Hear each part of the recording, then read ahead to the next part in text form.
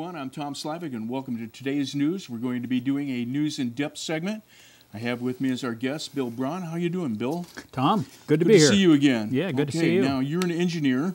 Retired Marine engineer, yeah. Retired Marine engineer, and I just found that out. And on what was a cruise ship again? American? Well, I worked for American President Lines when I was retiring.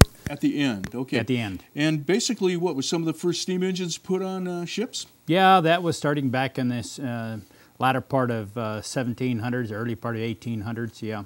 Okay, and you were telling me a little bit about that, I guess the term engineer came about with steam engines? Yes, it did. Okay. Yes, it did. Yeah. Give me a little background on that. Well, it started out, people started tagging people who operated steam engines as engineers because obviously the engine was a term, right? So somehow or another, the last three letters got hung on there, engineer, and it morphed into, and now we have operating engineers, we have professional engineers, we have all kinds of engineers, aerospace type engineers, everything on down the line. But still, we have marine engineers, too. Okay, that's great. And we're going to be talking about steam engines because they played a very big part in, well, they played a very big part. They were like our first great engines, right? Yeah, well, they built the Industrial Revolution. They started with steam. And it started off with trying to pump the water out of the coal mines in England. They had animal power at that time, and they couldn't pump it out very effectively without huge numbers of horses or mules. And somebody finally came up with the idea of trying to use boiling water. And it was a crude engine that you basically, they'd shoot water, steam out of a generator, a steam generator, into a cylinder, right? And then they would throw water in there with a pipe, with a valve, and it was all manual, and the water would condense the steam, and there was a piston, and then the atmospheric pressure due to the vacuum would push the piston down. They connected a rod to that, and then to an arm, and then that would lift the water out of the mines. Very crude, very inefficient, but it was the dawn of steam power. And it just evolved through the next 200 years, and then by the 1930s and 40s, after the war, steam faded away, and diesel power, gasoline, it started evolving, and now it's taken over in most areas. But we still have steam power plants. We still have nuclear ships in the Navy, which are basically steam engines. They use the nuclear heat to generate steam. So yeah, your big carriers all have multiple reactors, and they're basically big steam engines, turbines, but enormous amounts of horsepower. Okay, now we're going to be talking about the steam engines out at the Amador County Fair. Most people are used to them being out there at the Amador County Fair, but the Amador County Fair this year has a way to get maybe some advanced funding to help pull off the fair, and that's being called Celebrate Amador. Yes. Okay, and if we look down here, I believe it's over on this side. If people can see it, right? This is the Steam Power Exposition. Yeah, it's three parts: the Fair Aid Program, the Homes and Lifestyle Show, and then we are there too, Steam Power Exposition.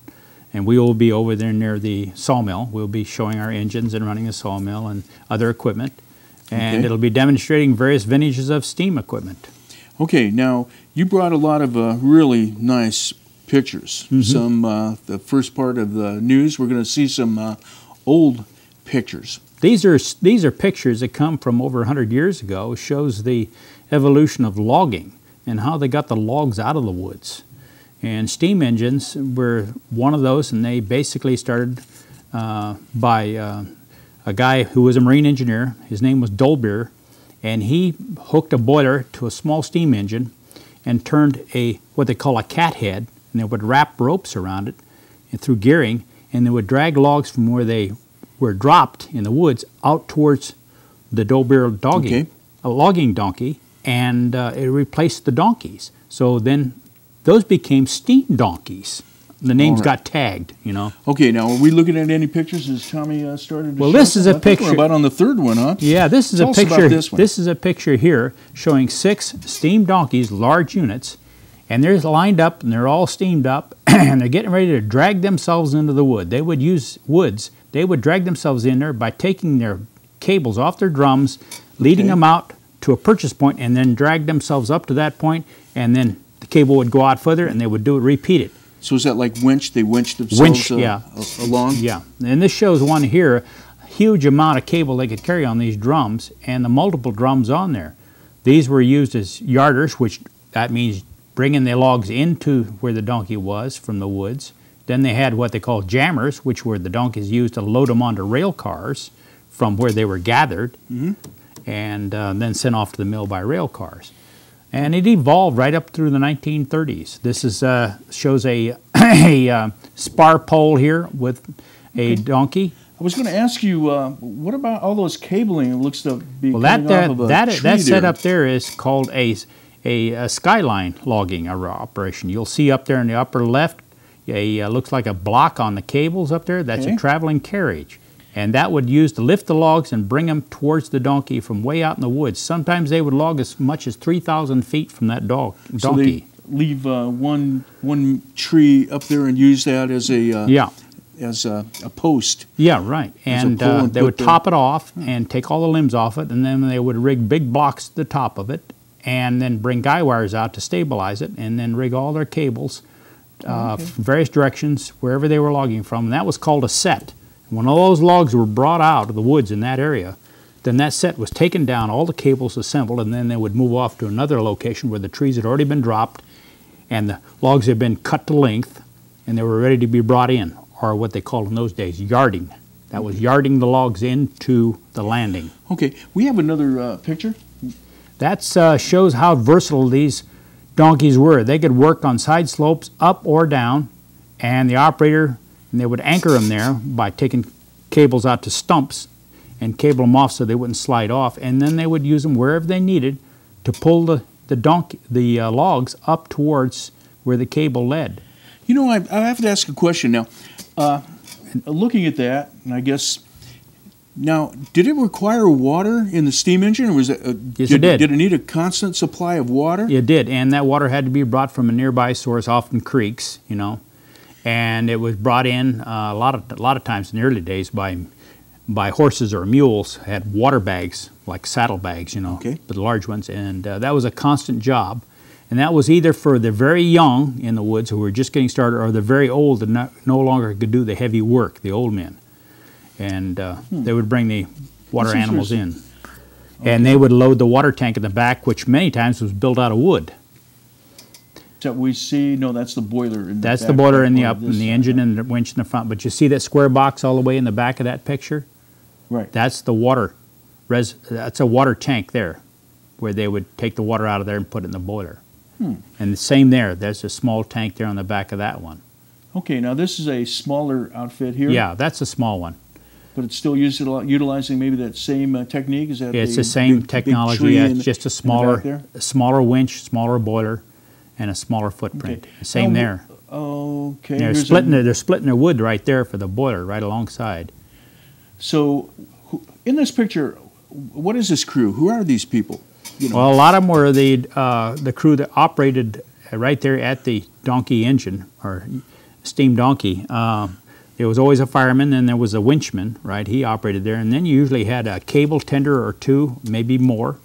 Okay. And then there was, if they were stockpiling the logs right nearby, you had to have a couple of men out there that would handle all of the... Okay, I'm going to ask you like a percent question. Like before, when they did it with mules, and I guess they'd have a driver with a mule and would be pulling the log, and they moved to this new method. About how much more effective, efficient was it? Well, it raised the, how do you say, the number of logs being brought in tremendously, especially as these steam donkeys got more powerful over the years. The epitome of them was finally hit the high mark in the late 20s, early 30s, just before gasoline and diesel started coming into the woods in a big way. And some of these things were what they called units, and they were mounted on rail cars. They would lay temporary rail out in the woods, and there was actually one big, huge boiler and 3 different drawworks or hoists on them with a self-raising tower. They could skid the logs on the ground, they could skyline them, right? Plus they could load the rail cars right there too, all from one unit, i.e. a unit logging. Very efficient there. And those were production units. Okay, we have 2 minutes left for this segment, and let's see what pictures are next. Maybe we can go through some of the pictures a little quickly. You can just describe some of them. This shows a winchman standing by his pride and joy, his unit.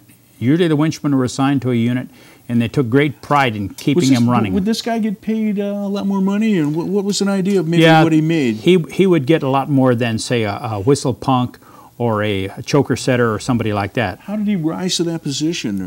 Or just by his own skills. Okay.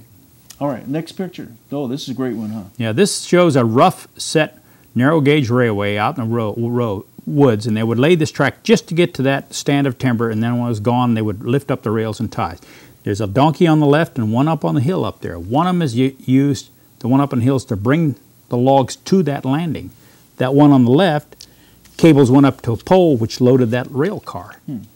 And that's how they got them on the rail car. Good-sized logs. Yes. Some of these things would be 3,000 or 4,000 board feet in one log, like all those men standing up there on that log. Yeah. That's probably 3,000 to 4,000 board feet in that one log. What kind of tree do you think that is? This looked, well, they're western softwoods. These pictures came out of Washington, Oregon, so I would suspect they were either a fir, like a Doug fir. Doug fir? Okay. Kind of looks like Doug fir. Then there was, they logged in the heavy areas like the cedars too up there. And then let's go ahead and take a pines look at the next big. picture. Yeah. Now you notice that steam donkey back there? Look at the enormous width of that steam drum on there and the amount of cable on it. Really?